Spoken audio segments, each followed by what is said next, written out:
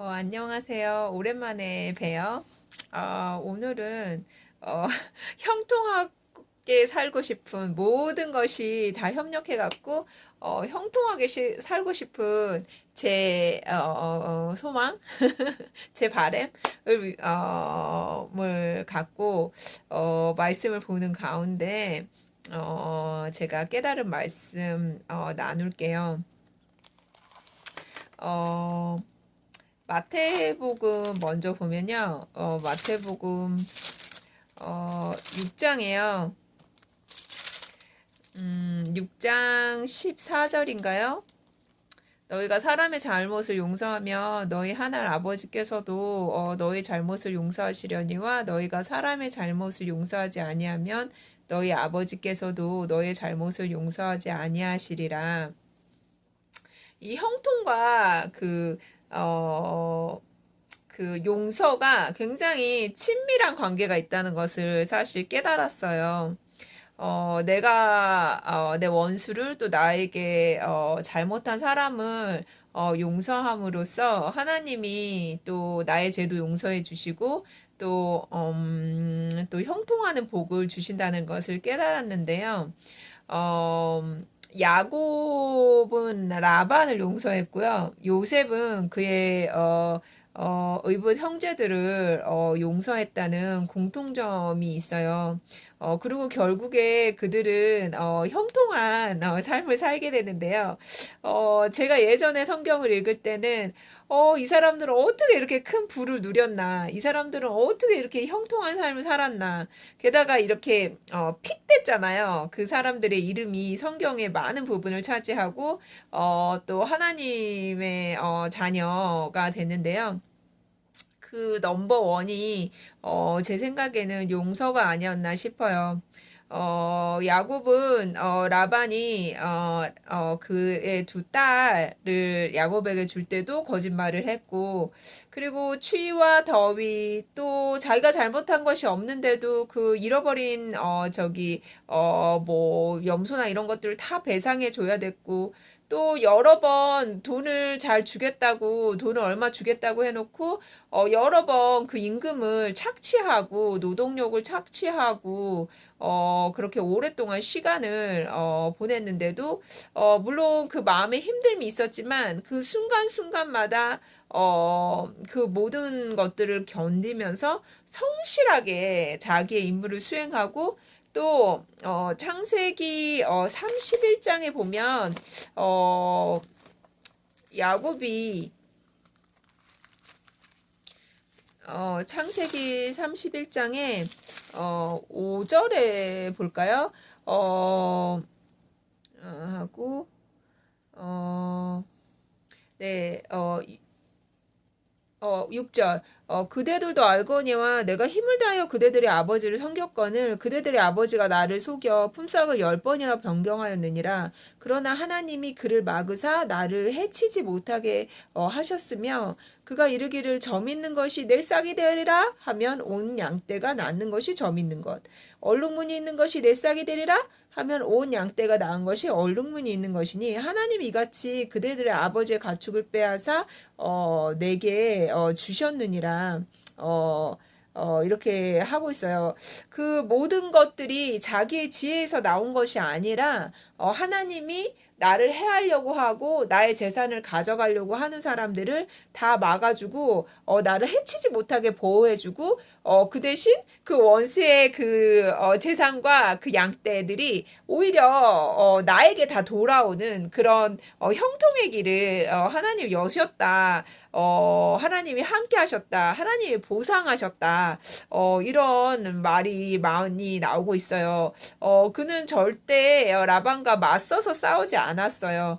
그의 항상 자기 것을 착취해가는 라반을 향하여 오히려 성실하게 하나님과 동행하면서 하나님의 지혜를 구하면서 매일매일의 삶은 힘들었지만 그걸 견디고 나가면서 나와 하나님이 함께 하시다. 네가 아무리 나를 해하려고 해도 하나님은 내 편이시다.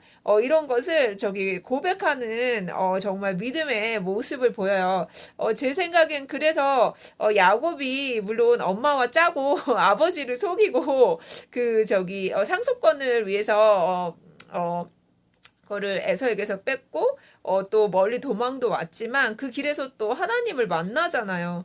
하나님이 왜 그를 사랑하셨나 그렇게 왜 그를 근데 하나님에 대한 열정이 있었고 하나님의 상속 하나님이 귀히 여기시는 것들을 그도 정말 믿음으로 귀히 여겼고 그 삶 속에서도 자기가 잘못한 것이 있지만 또 그 잘못한 것에 매여 있거나 또 죄책감에 끌려 있거나 하지 않고 또 라반을 미워해가지고 내 인생은 왜 이래 한탄하면서 심플리로 살아가지 않고 그 믿음으로 하나님과 동행하면서 그것을 이겨나가고 내 삶은 매일 힘들고 어렵지만 하나님이 나를 보호하시고 나와 함께 하신다는 그 믿음, 하나님의 그 프레젠스를 느끼면서 그거 기쁘고 행복하고, 내가 겉으로는 다 빼앗기고, 내 노동력을 착취당하는 것 같지만, 사실 내 안에는, 또 내가 보는 바로는 하나님이 나와 일하시고 나와 동행하신다. 왜냐면 하나님이 함께 하시고 나에게 성령의 임재가 있고 나는 말씀을 믿고 살아가고, 열심히 하지만, 왜 자꾸 어려운 일들이 나한테 일어나는가? 왜 나에게 누명을 씌우는가? 이런 그 컴플레인이나 하나님에 대한 이 상황에서 나를 벗어나게 해달라는 나의 기도를 외면하시는 하나님, 이 상황에 내가 언제까지 있어야 됩니까? 하고 굴부짖는 나의 기도를 외면하시는 하나님이 서운하기도 하지만 또 다른 방향에서는 하나님은 일하고 계시고 하나님은 나를 만들어가 계시고 하나님은 나의 인내를 나의 공고를 외면하지 않으시고 내가 넘어질 때쯤에 또 일으켜 주시고 또 함께 해주시고 또 기적을 보여주시고 내가 힘듦을 하나님이 나와 함께 하심을 너무 알게 해주시는 그런 삶이 아니었나 제 삶과도 비교했을 때 그런 제가 은혜를 받았어요. 그래서 형통하는 사람 원수를 용서하고 맞서 싸우지 않으면서 또 하나님이 그들과 함께 왜냐면 내 안에 악을 쌓아두지 않으니까 하나님이 가까이 성령님이 가까이 나한테 오실 수 있는 거예요. 내 마음이 악으로 계속 차 있고 그 원수한테 짓눌리는 것으로 계속 차 있고 하면 성령님이 가까이 오시기 힘들어요. 내재하시고 같이 하시기 힘들어요. 근데 원수를 맞대어 싸우지 않고 악을 악으로 갚지 않고 원수 갚는 것이 하나님의 손에 있다는 것을 믿으면서 하루하루 성실하게 살아갔던 사람들 쓴뿌리가 없어요. 그렇기 때문에 하나님이 더 가까이 그들과 함께 하시고 하나님이 가까이 하시니까 형통할 수밖에 없는 그런 일들이 일어나고요. 그리고 하나님이 또 보상을 주시는 것을 알 수가 있어요. 또 누가복음 6장에 보면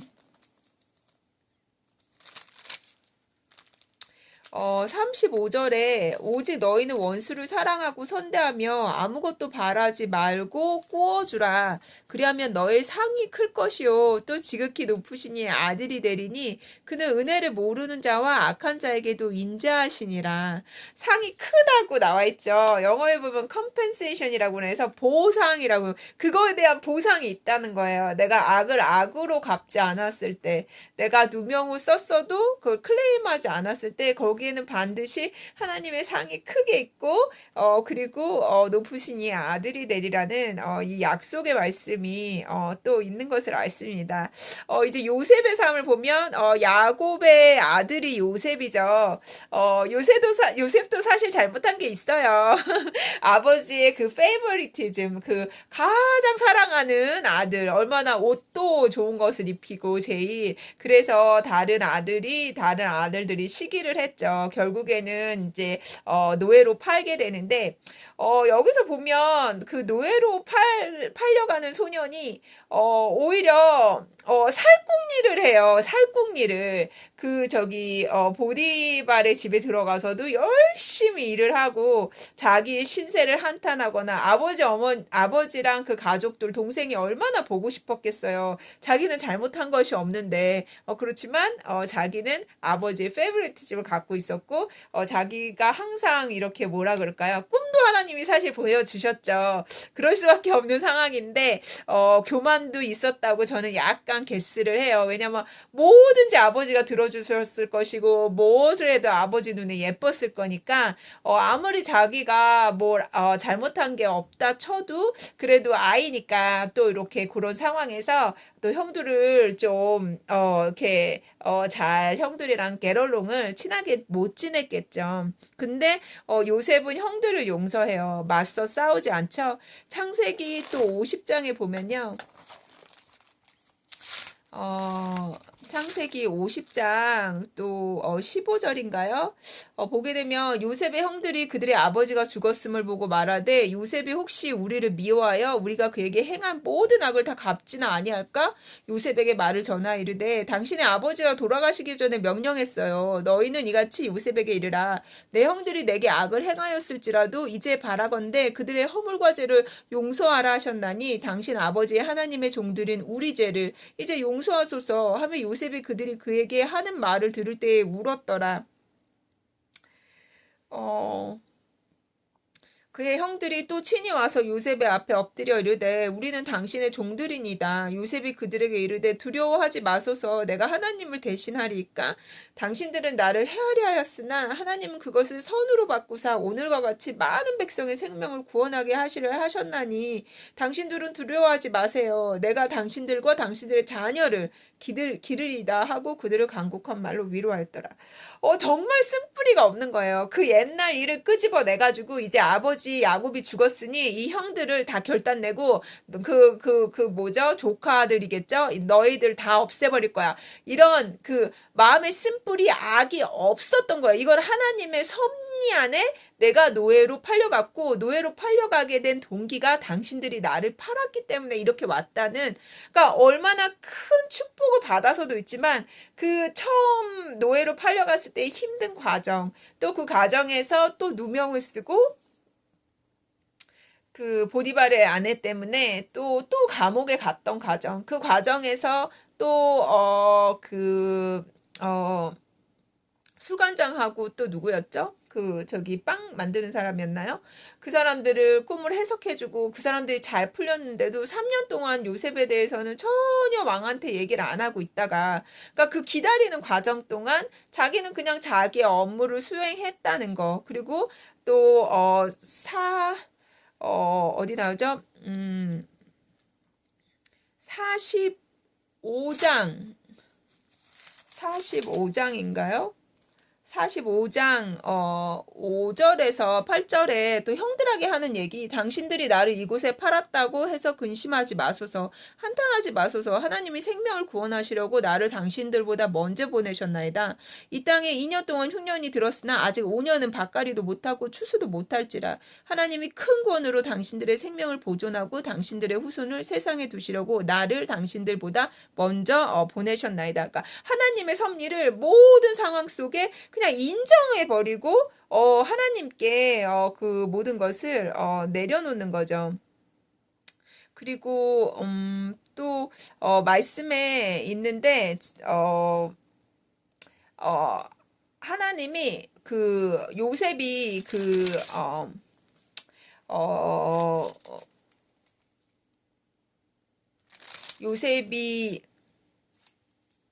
요셉이 그 감옥에 들어가잖아요. 그 감옥에 들어가서도 하나님이 그와 함께 하셨다는 말씀이 많이 있어요.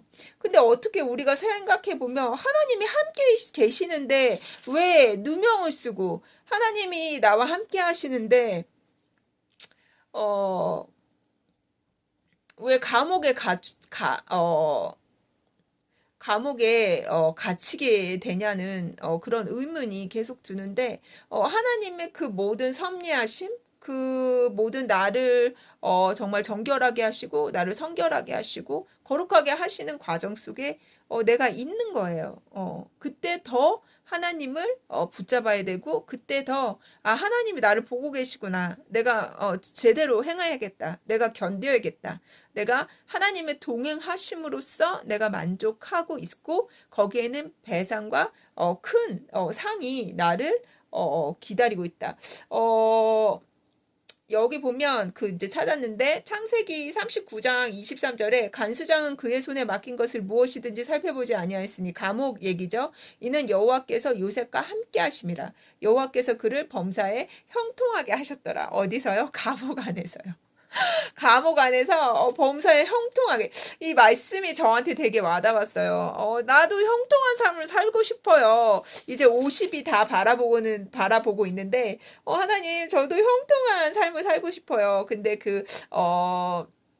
시편 말씀에 하나님의 말씀을 항상 가까이 하는 자에게 형통하는 삶을 주신다 약속하시고 또 하나님의 말씀을 지키는 자, 이 모든 말씀을 신명기에 또 형통하다는 말씀이 나오더라고요. 그리고 여기에 형통하다는 말씀이 있었어요. 하나님의 말씀을 주야로 묵상하는 자, 그리고 하나님의 말씀을 순종하는 자, 그리고 여기 보면은 하나님이 형통하게 하시는 사람 어떤 사람입니까? 원수를 용서하고 원수를 사랑하는 사람. 요렇게 말씀 결론 낼게요. 아직 제 유튜브는 제가 찍고 있지만 세상에 나오지 않은 거나 다름이 없어요. 뷰어가 없어요. 그리고 개장이 긴데 혹시 이 유튜브를 보게 되시면 정말 반갑다고 말씀드려요. 감사합니다.